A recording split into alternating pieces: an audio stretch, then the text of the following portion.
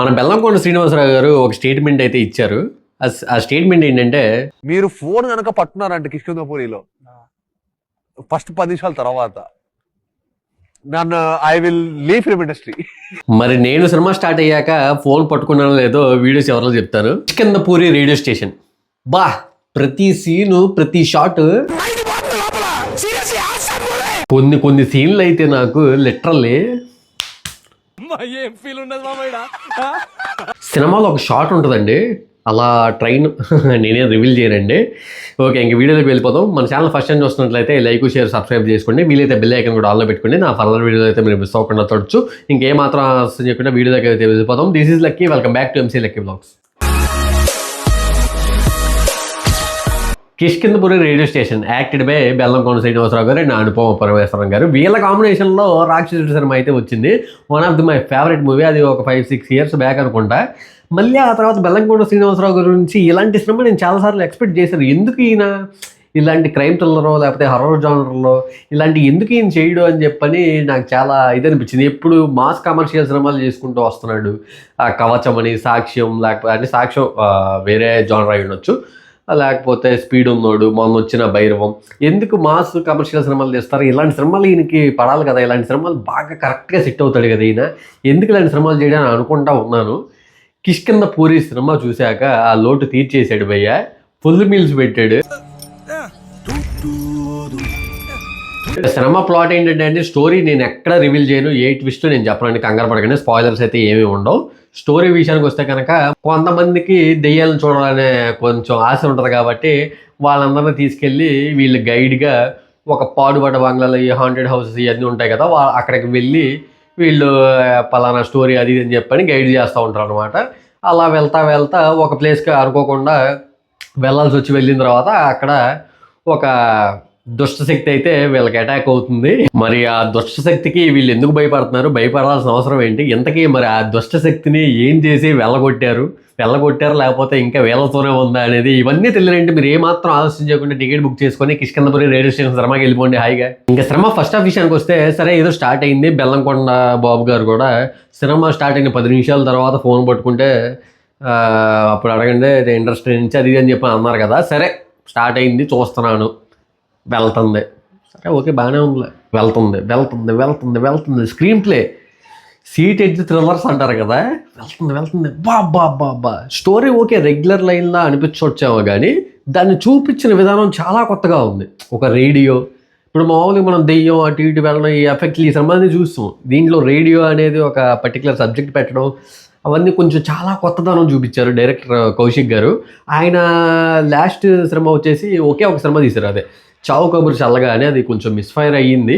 But ఈ సినిమాకి మాత్రం ఆయన చాలా జాగ్రత్త పడ్డాడని అయితే కనిపిస్తుంది. ఎక్కడ మిస్ఫైర్ అవ్వకుండా చాలా అంటే చాలా బాగా చూపించాడు. అసలు ఇంక చెప్పక్కర్లేదండి. ఫస్ట్ హాఫ్ అయితే నాకు చాలా అంటే చాలా బాగా నచ్చింది. డ్యూరేషన్ వచ్చేసి 2 గంటల 5 నిమిషాలండి. ఎక్కడ ఇది పాటలు ఇరికించడం కానీ ఏమి పెట్టలా. మహా అయితే ఫస్ట్ హాఫ్లో ఒక సాంగ్ ఉంది, ఏంట్రా బాబు సాంగ్ అనిపించింది, కానీ అది కూడా ట్రిమ్ చేశారు. మహా అయితే 2 మినిట్సే ఉంది సాంగ్. తర్వాత ఇంకే సాంగ్ రాలేదు. ఎక్కడ స్టోరీ ట్రాక్ని డిస్టర్బ్ చేయకుండా అలా ఫ్లోలో వెళ్తూ ఉండడం చాలా బాగా నచ్చింది. ఇంకా ఇంటర్వెల్లో ఒక మంచి ట్విస్ట్తో అయితే ఎండ్ అయింది. ఫస్ట్ హాఫ్ అయితే నాకు చాలా బాగా నచ్చింది. ఇక సెకండ్ హాఫ్ విషయానికి వస్తే కనుక ఓకే, అంతే ఉత్కంఠభరితంగా స్టార్ట్ అయింది, గ్రిప్పింగ్గా వెళ్తుంది. ఓకే బాగానే ఉంది అనుకునేపాటికి ఓకే యథావిధిగా మరి ఫ్లాష్ బ్యాక్ ఉండాలి కాబట్టి ఫ్లాష్ బ్యాక్ ఉంది. కానీ ఫ్లాష్ బ్యాక్ రాగానే ముందు నాకు భయం వేసింది. ఎందుకంటే మన రాఘవలారెడ్డి గారి కాంచన సినిమాలు ఇవి ఉన్నాయి కదా, సేమ్ అలాగే ఆ ఫ్లాష్ బ్యాక్లో వాళ్ళని చంపేసి అది దెయ్యం అయ్యి హీరో బాడీలోకి వచ్చి రెవెన్యూ తీసుకుంటారు, ఎలాంటిది డ్రామా పెడతారో అని చెప్పి భయం వేసింది. డైరెక్టర్ కౌశిక్ గారు అయితే ఆ పని అయితే చేయలేదు. దానికైతే నేను హ్యాపీ. ఓకే ఇంకా స్టార్ట్ అయింది, సెకండ్ హాఫ్ వెళ్తుంది. తర్వాత ఫ్లాష్ బ్యాక్ కూడా ఎంతలో ఎండ్ చేయాలో అంతలోనే ఎండ్ చేశారు. ఇంకా ప్రీ క్లైమాక్స్ కన్నా ముందు ఇంకా లాస్ట్ 45 మినిట్స్ అనుకోండి, లాస్ట్ 40 మినిట్స్ అనుకోండి, ర్యాంప్ అంతే.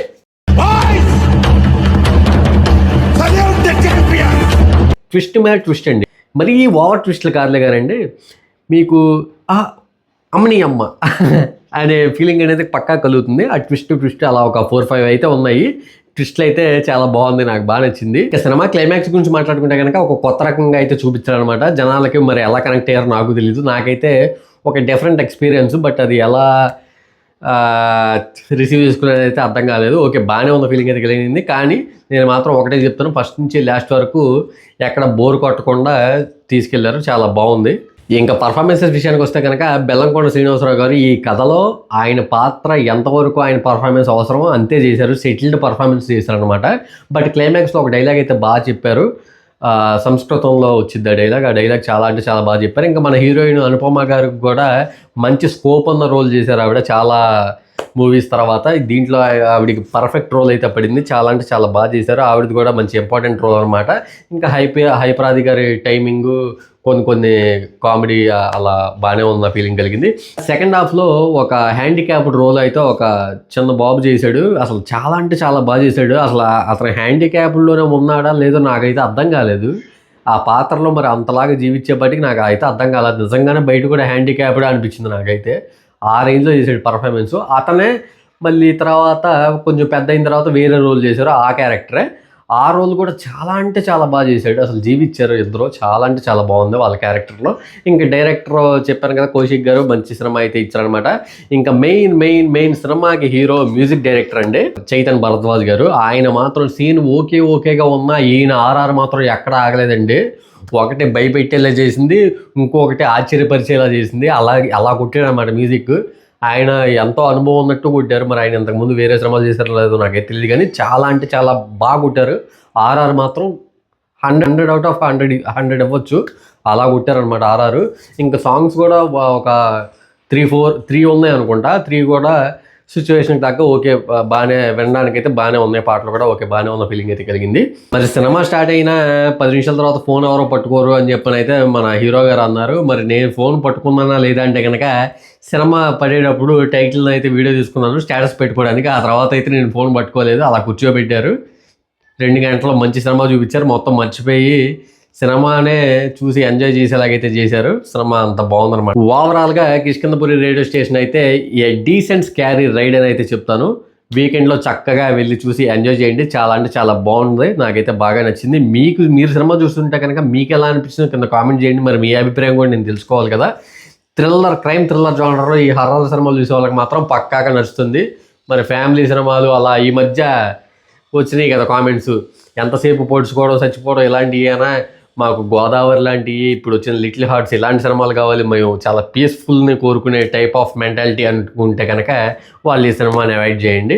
లేదు మాకు అబ్బా గజ అంటే కనుక కిష్కింధపురికి ఇంకేమాత్రం ఆలోచన చేయకుండా టికెట్ బుక్ చేసి వెళ్ళిపోండి, ఓకేనా. నేను నెక్స్ట్ వీడియోతో మళ్ళీ మేము ముందుకు వచ్చేస్తాను. అంతకన్నా మీరు ముందు చాలా మంది చూస్తున్నారు కానీ సబ్స్క్రైబ్ చేసుకోవట్లేదు. లైక్ షేర్ సబ్స్క్రైబ్ చేసుకోండి, వీలైతే బెల్ ఐకాన్ ఆన్లో పెట్టుకొని నేను మళ్ళీ మరో కొత్త వీడియోతో మీ ముందుకు వచ్చేస్తాను. Okay, bye friends, take care, love you all.